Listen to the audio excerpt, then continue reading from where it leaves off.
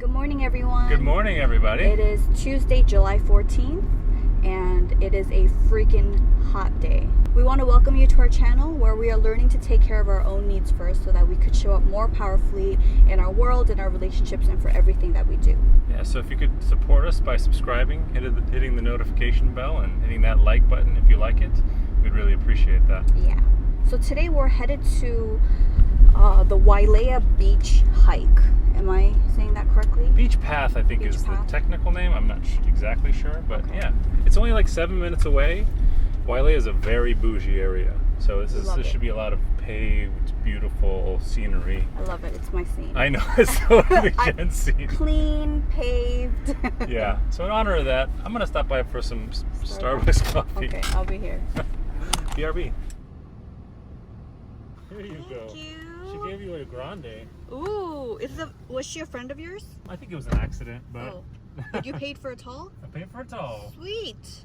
So the last time I had this drink was in my first trimester. And there was actually a point where I remember the smell of coffee made me want to throw up. And I didn't think that was ever possible. Just coffee smells so good, you know? And True. Even people that don't drink coffee sometimes like the smell of it. yeah. And I remember I went through like a heavy sour citrus phase, and someone recommended this drink to me. It's the mango dragon fruit at Starbucks. There's actual dragon fruit in here, and I remember it being tangy. There's so many things that were ruined for me first trimester that I'm even kind of afraid to eat them now. Yeah. For example, Costco had these cauliflower tots. They're like tater tots, but made with cauliflower. I love those guys. Disgusting. I can't even look at the box. I remember once I got so sick of it, I had to take it out of its packaging and put it in Ziploc bags because I couldn't even look at that. Yeah. Whenever I would cook stuff, you would have to... I couldn't be in the same room. And then like these wings that were really good from Tyson. They're also from Costco. They're like crispy wings. It's supposed to be Foster like... Farms, actually. Is it Foster Yeah, Farms? Yeah. It's supposed to be like the wings you'd get at a bar, you know, like the crispy buffalo wings. Takeout wings, yeah. Gross. Really good. I can't look at that. What else is there? Oh, kimchi jjigae. Oh yeah, that was one of the first telltale signs that I knew something was wrong when I made a whole pot of kimchi stew and like I had to throw it out the next day. But since then I've had kimchi jjigae once. You're okay with it. And I was okay with it. So let's see if this is disgusting to me. I'm actually really excited about it.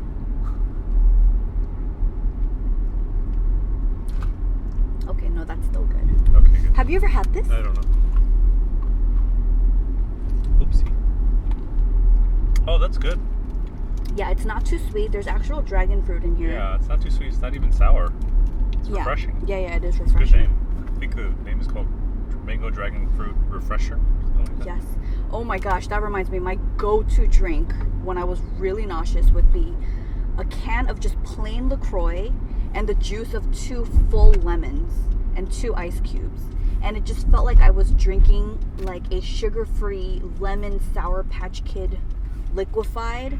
And I would just drink multiple cups of that a day so that I didn't feel gross. The other exciting thing is I got an email today that my stickers are coming. And if you watched last week's video, you'll know what I'm talking about. The morning of when we filmed that vlog, Yeah. when I was trying to free myself from this scarcity mindset I had around the stickers, before we started recording, I ordered stickers and I just got an email saying that they're out for delivery today. So I'm so excited. That's awesome. So in today's video, we're actually going to talk a little bit about receiving and how difficult it is, I think in general, but especially for Jen, and that she kind of refuses to be helped sometimes. And I think it'll be an interesting topic to explore because it's one of those things that is very necessary in life that doesn't seem like it's an important thing, but man, oh man, it's really important. Yeah, we've learned some new principles around it. There are other few things that I want to mention, like advice I've heard from someone that we knew and this book we read, and just, yeah, how important it is to be able to receive love and in whatever form that comes, right? Whether it's through praise, compliments, gifts. We'll unwrap it once we arrive at our destination.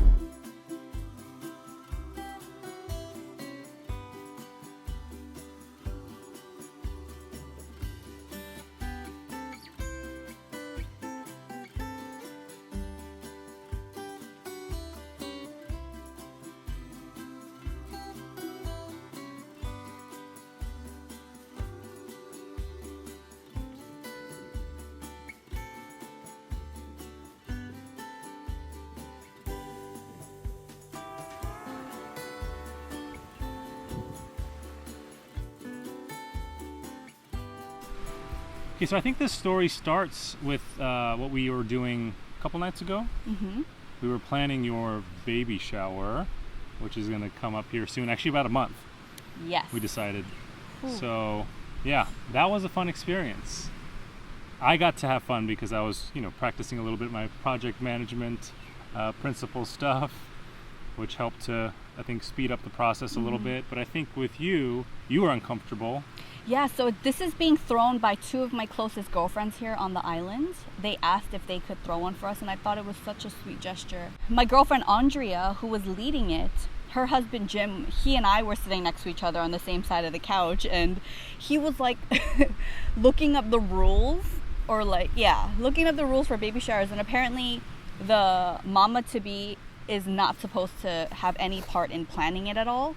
So I really just had to sit there while all of this was going on. It was quite uncomfortable.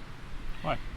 It was just so much attention on me, Like, it's one thing if it's like, oh, it's just for the baby, but then we learned that in a baby shower, it's about showering the mom-to-be with love and gifts. Yeah.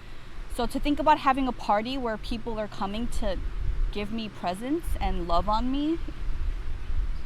Yeah. So we just thought it was funny that you were like sitting there being okay planning your baby shower, but then at the same time sort of rejecting the notion that you're going to be in the center. I mean, for me, it was like, oh, if it's an excuse for like the people that we love to gather and, for us to host them and feed them, like that's fun, and to play games and things like that. Yeah. But when we actually looked up the definition, I was like, oh. One of the funny things that came up is that Brandon and Andrea, they were delegating tasks. And you had made a joke about how we need to get security for me, oh, yeah. which I thought was so funny. Why did we say that? Why did you bring that up? The first reason is because there are definitely people that tend to make conversations a little more one-sided, and it's a little bit hard to disentangle yourself from those kinds of conversations. And I know that you in particular have a hard time doing that. Mm-hmm. But really, I think the second reason, which I think is just the flip side to this same reason, is that sometimes you're too encouraging, right? Like you see a need for someone that wants to talk and like present themselves, and you just keep going, even though you're having a hard time with the fact that it's one-sided, or that it's not sort of, that person's not being considerate of the overall group dynamic and what's going on around them. You tend to just sacrifice yourself. Can I just add something? Yeah. So first I was thinking, like, my preference always when it comes to parties or gatherings, I like small and intimate. I don't like big events where, I don't get to spend time with everyone that showed up to spend time with us. Yeah. So I figured, I'm like, babe, I don't need security because we're not going to be inviting people where I'm going to be stuck in these conversations where I'm going to need to be rescued from. Yeah. And you said, no, babe, we need security for you from yourself. Yeah. And I thought that was so funny. And like, Andrea was like, yep, Paulina, she's on it. We're going to get her security shirt. And I just thought it was so hilarious because, I could see myself doing that where I want to connect with everyone and completely forget that, like I need to sit and rest and my back hurts and gauging all that. Yeah, you were like, because you often have to remind me these days whenever we're out, like, hey, how's your back? How are you doing? And I'm like, oh my gosh, actually my back hurts. And then we'll relocate where I can be comfortable. But in that moment, I do tend to get lost. Yeah, definitely. Oh, that's so funny. Yeah, totally ignoring your own needs in that moment. Yeah. I just black out to them. It's not even like I'm fighting them. Yeah. I'm not aware of it until you bring it up. Yeah. And I think it is funny because often when you make these sacrifices, you don't think that you're protecting yourself from yourself. Yeah. Or it's fun to look at it from that angle because you are the one doing the damage to yourself by not speaking up. Yes. Yeah. It's so funny. You're like, no, we need to get security for you from yourself. That's so good. Yeah. So going back to this whole topic of receiving, it's funny. I remember one of the comments I made to Andrea was like, hey, how big or small do we make this guest list? Because I just want to have, like a small handful of our friends, where she's like, no, Jen, you should open it up to more people so that people want to come and love on you and your baby, And I thought, well, I don't want to just invite people because I don't want them to think that, like, I want presents. And she was like, Jen, when was the last time that someone invited you to something and you thought they just want presents from me? And I'm like, yeah, you're right. I never had that thought. One of the things that I've been really working on, maybe from towards the end of last year, was learning how to receive. And the thing that I brought up in the car that came to mind was, I remember a friend of yours in Korea once told us, and it was like in passing, I think he wanted to walk us somewhere. We ran into a high school friend of yours, Daniel. Oh, yeah. And he wanted to walk us somewhere. And we're like, oh, no, it's okay, because it was like a really hilly top. And he was like, no, I want to walk with you because I want to talk and spend time with you guys. Walk us to the bus stop. And then he said, hey, don't rob someone of a blessing. Oh. And I thought of that, and I'm like, oh my gosh, yeah, it's so true. Because if I wanted to do something for you and you kept rejecting me, you're rejecting like my want to spend time with you. Or to love on you, right? And for whatever reason, it was such a brief encounter, but it stuck with me. To the point where now, when I get random emails from some of you lovely people offering to, send me baby stuff or just to do these really nice, generous acts, my first instinct is to be like, no, because I don't want to burden anyone of like packaging stuff up and spending money to go to the post office to send me these things. But then like there are a series of things that I check with myself, it's like, is this something that, first of all, is there a use for it in my life? I don't want to accept it just for the sake of accepting it. And two, it's like, wow, this person gave such a beautiful reason for wanting to love on me on this way. And I don't want to turn that down just because I feel too prideful to receive it. Yeah. So I have practiced saying yes way more. Good. And it has been really incredible. And what's crazy is when we thank them, they're like, no, thank you.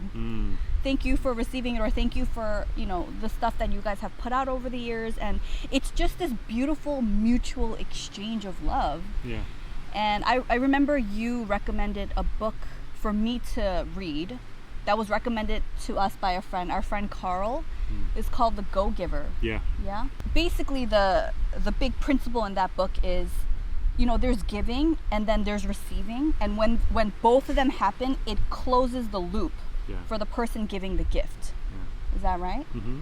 And it gave me a lot to think about too, because I've realized how in that exchange, when it's just one person giving, it has tend to hurt the relationship. And what I mean by that is, gosh, I could tell you like off the top of my brain, I have had several friends, the most generous, loving friends that will go above and beyond in crazy ways that I don't even want to share right now because I don't want to put anyone on the spot.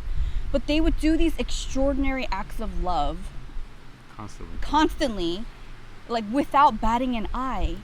And like I have been the recipient of that many, many times. And anytime that I think of something and I want to do it for them, it's like a hard rejection. Yeah. It's like, no. Like, I'll be like, hey, can I get your mailing address? There's something that I really want to send you, but it's like, I can't even get their address. Sometimes I have gone to dinner with these people or like have wanted to pay, and like, it would be like a physical, brutal force of pushing me away and not letting me treat them. And if you aren't able to receive the other person's love, ironically, it creates the burden on the giver. It's sad to say, but these relationships, I have grown distant from these loving people because it wasn't like a mutual exchange. It's like I just felt like I just kept getting rejected, and I felt like such a taker. The imbalance. Yeah, it really does. I think it doesn't. It doesn't give you the chance to also be generous and be someone that's giving, right? And I think that kind of is what ties back to what Daniel was saying about being robbed of a blessing, right? Yes. It is more blessed to give than to receive. Yes. That's true. I think it feels much better if you do something of worth or note to somebody. If you're not given that opportunity, then it just feels, you almost, in a weird way, you probably almost feel like a charity case. That's what I mean. Yeah. I felt like I'm just a taker. Yeah. Yeah. So it's kind of sad, because the intention is beautiful, right? So they just want to be giving. They want to be there for you. But sometimes the most selfless thing to do in those kinds of moments is to receive, right? To realize that you receiving, it's not actually about you, it's about the other person. Yes, that's exactly it. Yeah, and I wish these friends gave me more of an opportunity for me to love on them. Yeah. I would love to get into the water now Before, it was always like this whole big thing, you know, of like, I don't want to go into the water if I can't shower. But now, because of the pregnancy, any chance that I get to jump in the ocean, I can't not do it. So we're gonna go enjoy the beach, and we'll talk to you guys in a little bit.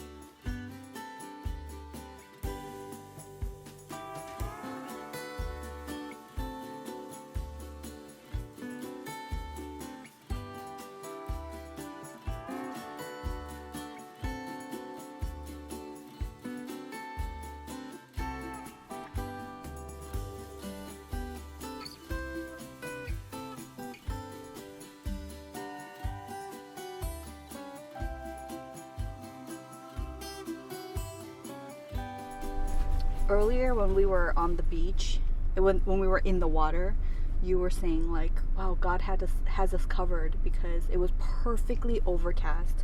Nobody was around, and we were just bathing in the ocean. It was amazing. We thought it was going to be super hot. That's why we were worried. There's a recommendation to stay out of the sun from like 11 to 3 or 4 or something like that, because that's when the sun is the hottest here. And that's when we were out. So it was really nice to be covered like that. Oh, and then, wonderful. Yeah, when we're in the water, I'm like, I bet you later when we get out of the water, it's going to be perfectly sunny. And it is perfectly sunny right now. Yeah, it's wonderful. It's time for a wonderful nap. Yeah, shower and nap. All right, so we want to close this vlog with maybe a couple of takeaways from today's conversation. I think the first one that we were talking about is that when you're someone like Jenn who really has a hard time doing this by nature, and frankly, if you want to get good at anything, or improve at anything, there's only so much you can do by doing it unintentionally. So I think the first kind of point would be to do it on purpose or intentionally, and that's going to help you to see the improvements you probably need to see in your life even sooner. And when I think about this issue, I think one of the practices that you can get into in receiving is actually gratitude. Because I think gratitude is sort of about recognizing all the good stuff that you have and you are benefiting from and receiving from that you might otherwise take for granted, right? Like being able to sit in this air-conditioned car right now. This took a lot of innovation and hard work by people that I don't even know about for us to sit here. Things like that. I mean, it's it seems silly, but it's true that we take this for granted, and it's such a luxury that we have. And I think that can get us into the habit of receiving. Yeah, I love that. If you're up for it, we have a challenge for you, and that would be for you to think of someone in your life, a loved one, and to ask them point blank, what is one thing you appreciate about me? And when you think of that question, and if someone comes to mind and the thought of asking this person causes you to be a little bit uncomfortable, go with that person. And if you accept this challenge, leave a comment down below saying challenge accepted. And if you would be willing to come back after you do the challenge to let us know how it went, we would love to hear about it. That would be awesome. You're going to do it too, right? Oh yeah. Oh yeah. Oh, wow. There are a few people that came up where I'm like, ooh, this feels really vulnerable, and I'm going to choose one person from that list. Oh man, I'm so excited. Well, thanks so much for tuning in this week. We're so happy to have you watching on our lives, and all the lovely comments and emails that we get really encourage us so much. So I just wanted to say thank you, and we love you, and we can't wait to hear more about your story. Yes. Have a great week, and we'll see you guys next week. Bye. Bye.